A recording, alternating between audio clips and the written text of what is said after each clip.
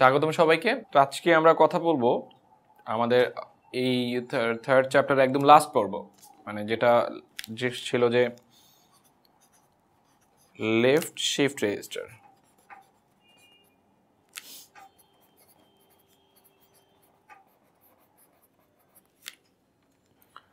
তো এখানে দেখো তোমাকে আমরা এর আগের পর্বে আমরা যে ভ্যালুটা দেখাইছি সেটা হচ্ছে 12 তোমাকে যদি বলে লেফট শিফট রেজিস্টার দ্বারা তুমি এই 12কে স্টোর করে দেখাও। আসলে তো এটা দেখো 12 বাইনারি ভ্যালু আমরা জানি এইটা, তো তুমি এটাকে লেফট শিফট দ্বারা স্টোর করবা। তো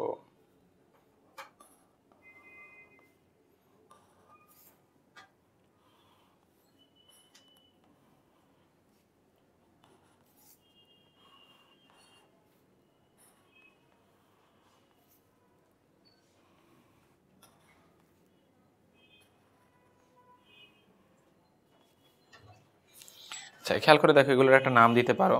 আর যেগুলো যেহেতু লেফট, এগুলো প্রত্যেকটা ক্লক সোর্স দিচ্ছে। এখন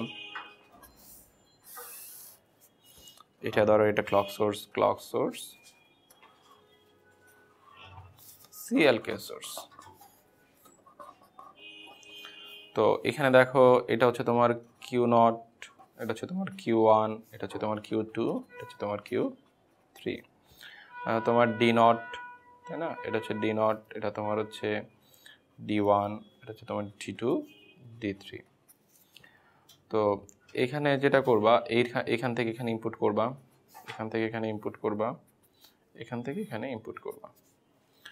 তারপর সেটা হচ্ছে দেখো যে তুমি এই ভ্যালুগুলো সিকোয়েন্সলি এখানে স্টোর করবা। তো সিকোয়েন্স টেবিলে দেখো SEQUENC সিকোয়েন্স টেবিল। তো সিকোয়েন্স টেবিলে দেখো ইনিশিয়ালি কি ছিল, Q naught, Q one, Q two, Q three. Initially দেখো প্রত্যেকটা কি ছিল, 0 ছিল, তাই না? ইনিশিয়ালি দেখো প্রত্যেকটা 0। আর এখানে তোমার হচ্ছে এটা ইনপুট অংশ।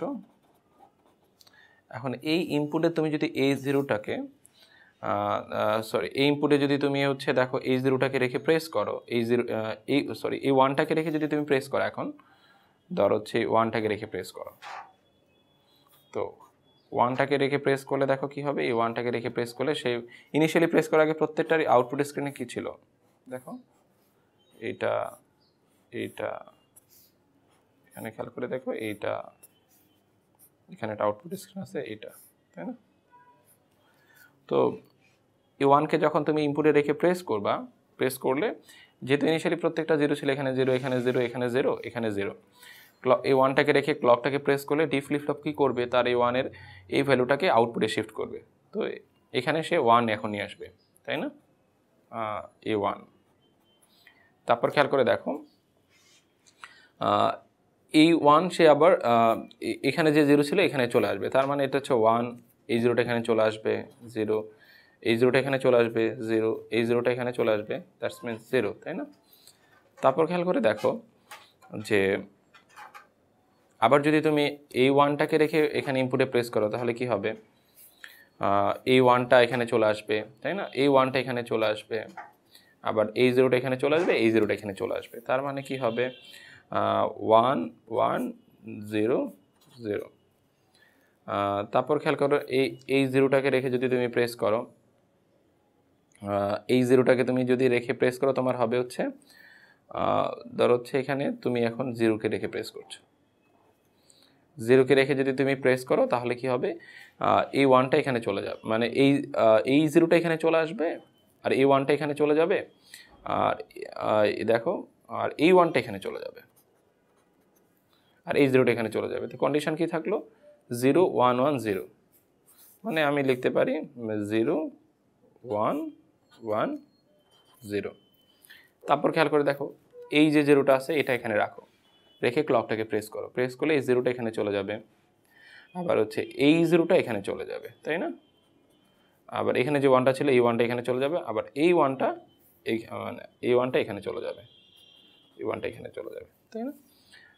তো এখানে খেয়াল করে দেখো যে তোমার ফাইনালি কি থাকলো, যে আবার বলছি যে এখানে দেখো তুমি ফাইনাল যে বিটটা ছিল 0, 0টাকে রেখে প্রেস করছো, এই 0টা এখানে চলে আসছে, তাই না? এখানে কিছুক্ষণ আগে কত ছিল, মেবি এখানে হচ্ছে তোমার 0 ছিল, তাই না? তো এই 0টা এখানে চলে যাবে, সরি এখানে দেখো এই 0টা এখানে চলে যাবে, আবার এই 1টা এখানে চলে যাবে, এই 1টা এখানে চলে যাবে। তো তোমার থাকলো কি আসলে ফাইনালি দেখো 1 1 0 0। আর তুমি যে ভ্যালুটাকে স্টোর করতে চাইছো 12, সেই ভ্যালুটা কিন্তু আসলে এখানে ফাইনালি দেখো স্টোর করা হয়েছে, এই যে 1 1 0 0। তো দেখো এটা কি করছে, এটা লেফট শিফট রেজিস্টার কেন বলা হয়েছে? লেফট শিফট রেজিস্টার বলার একটাই কারণ যে এখানে দেখো এক ঘর করে করে এখানে লেফটে শিফট হচ্ছে, যে এটা এখান থেকে এখানে, এখান থেকে এখানে, এখান থেকে এখানে, যে এভাবে লেফটে শিফট হচ্ছে। আর আগের যে রেজিস্টারটা ছিল সেটা এক ঘর করে করে আমাদের রাইটে শিফট হতো। তো এই ছিল আমাদের লেফট আর রাইট শিফট রেজিস্টার। তো আমরা নেক্সট পর্ব থেকে আসলে তোমাদের কমেন্টের যে প্রবলেমগুলো ছিল সেগুলো সলভ করার চেষ্টা করবো সিকোয়েন্সলি। ওকে, আল্লাহ হাফিজ।